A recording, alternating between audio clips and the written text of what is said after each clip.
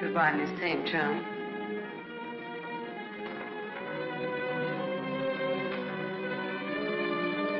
Yes, Mr. O'Neill. I want a routine check on a Samuel Masterson, non-resident, registered Gable Hotel. Miss St. John, close the door.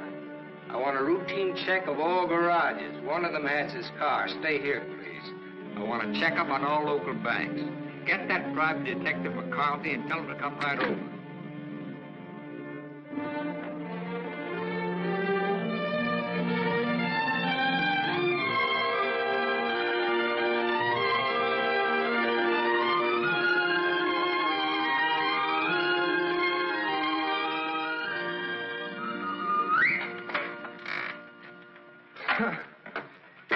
Thought I might improve my mind while I waited. Boswell's Life of John? Oh, surely you didn't expect to wait that long. I was just going to look at the pictures. I found your message when I got back to the hotel. I asked you to phone. I figured you wouldn't mind if I came in person. I figured you would. Why? You impressed me this morning as a man who would bet on anything. Almost anything, depending on the odds. I'll bet you'd like to hear the story of my life. What do you bet? My story against yours. You got a bet.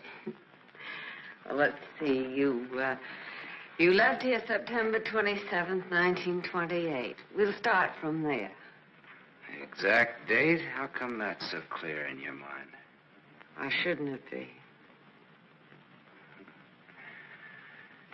You know, I used to think this was the swellest spot in the world. But you really made it just that. It used to be so dark and ugly when she... I hate it.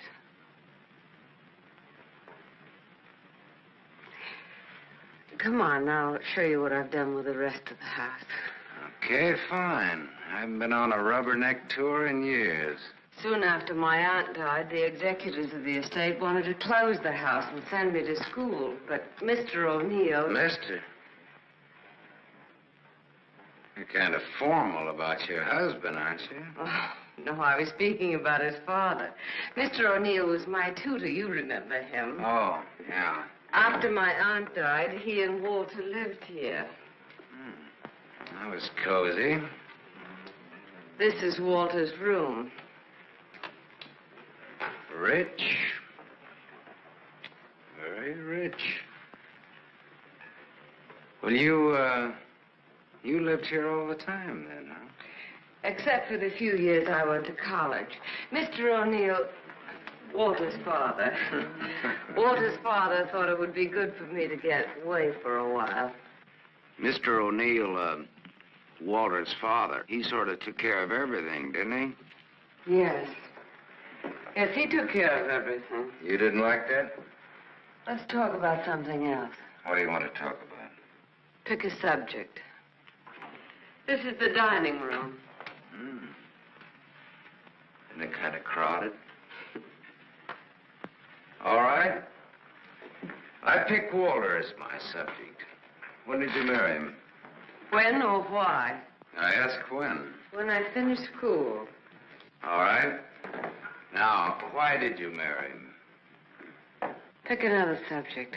It's your turn. You. An open book. I went out of this town with the circus, the one you were supposed to go with. Made friends with the animals and lived happily ever after. Almost. Almost? Yeah. I got ambitious, and that tore it, but good. I got so I wasn't satisfied just being friendly with the animals. I got so I wanted to own the animals. So I bought some animals. Well, my lion got the mange and gave it to the monkeys. The animals became a responsibility and a liability. I lost all my hard-earned cash and ran like a thief out of there with a great yen to become friendly with people. On that, I had some success, me being a gambler and people being what they are. Well, that brings us up to my 21st year, when I became a man, officially. How did it feel to become a man officially? I felt I'd been there before. How did you feel about becoming a woman officially? I felt I'd been there, too.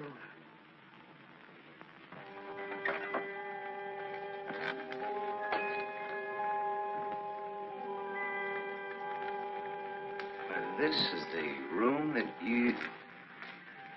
Do you remember, Sam? Do I? It's the only room I didn't change.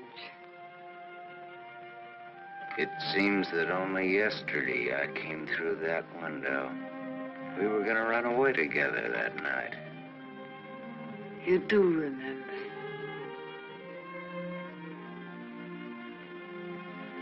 Yeah. And it was Walter who let me in.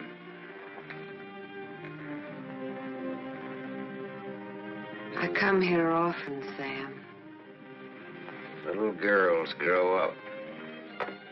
They never get through playing with dolls. There was a storm that night, thunder and lightning.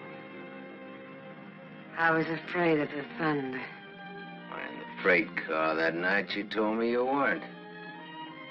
I didn't want you to know. I wanted to be like you, never afraid of anything. You remember that too, don't you, Sam? Things come back to you. Don't say it like that, Sam. Not to make me feel good, but because it's true. All right, it's true. We were just a couple of kids. We're not kids now. No, Martha, we're not kids. No time for dreams. Only one dream, Sam. And it came true. You're here. So was Walter. About Walter and myself. Don't tell me. I want you to understand. I understand, Martha. I understood when I saw both of you together in the office. I watched the way he looked at you. I never saw a guy so nuts about anybody in my life. Sam, if you stay in Iverstown... Well, I'm not staying in Iverstown. All right, Sam, what do you want? What do I want? Yes, why did you come back here? Well, the road curved, but I didn't. Answer me. Hey, now, wait a minute. You sound like I have to. As a matter of fact, you sounded just like your aunt used to. Don't say that to me. Don't ever... Look, baby, I won't be around long enough to repeat it. As soon as a certain young lady's out of your husband's clink and my car's out of Dempsey's alleged garage, I'm headed west. I think you really mean that. Any objections? No. No objections. I should have known if I remembered. You should have known what? You. That you'd be like this. I'm sorry. Sorry that you ever left here.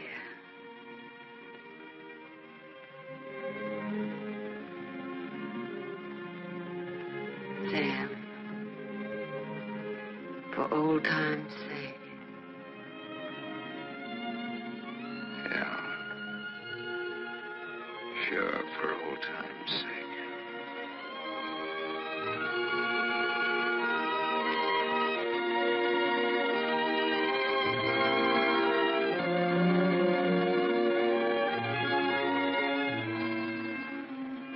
Bye, Martha.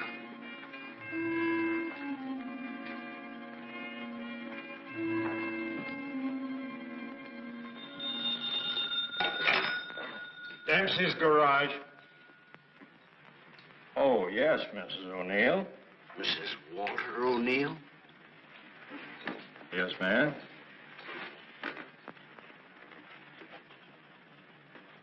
Well, it was a rush job anyway, and I'm rushed enough as it is. Don't mention it. Glad to be of service, Mrs. O'Neill. You can add this to your report. Miss O'Neill don't like this guy to go. Not yet. All right, Dempsey, thanks.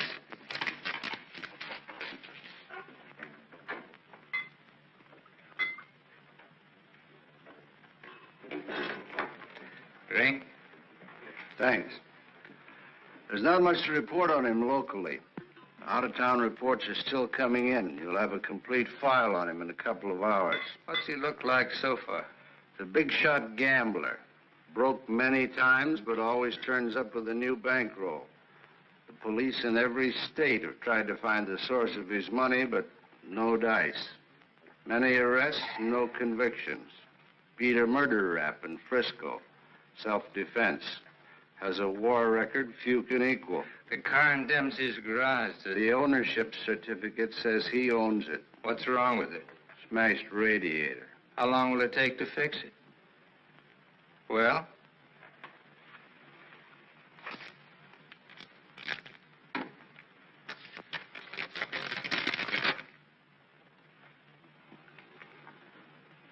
Who did Dempsey get this call from? Didn't you check that? Yes, I checked it. And who was it? Mrs. O'Neill. That's all.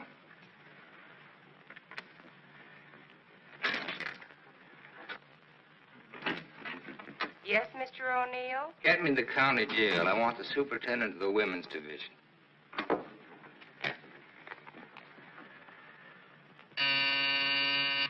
Yes? I have the county jail for you, Mr. O'Neill. Deputy Elizabeth Baker is on.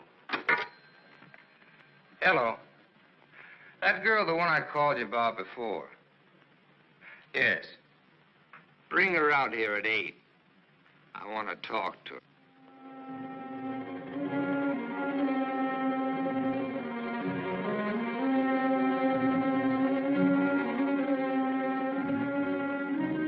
You got the time, Bud? Yeah, it's 5 after 8. Thanks. I'm expecting my friend out in a few minutes. Say, I ain't seen your face around here before. No, I'm a stranger here. Oh. Then you ain't waiting for anybody, huh? Oh. She's a stranger, too. Oh. She's due out a couple of hours ago.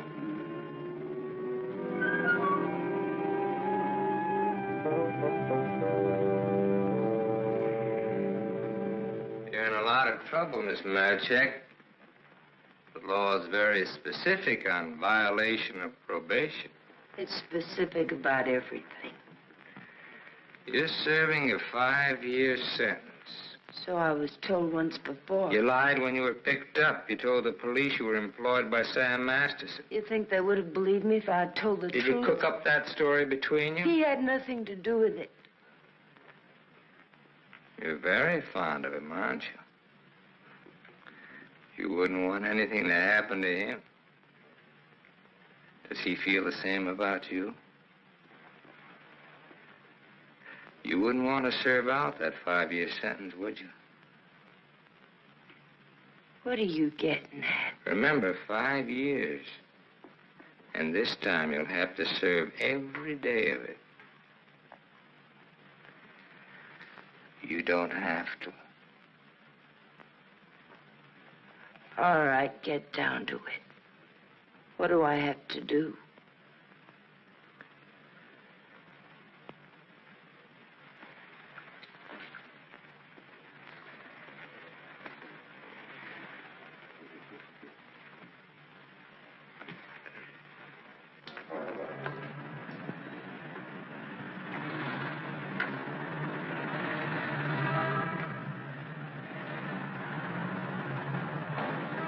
Tony!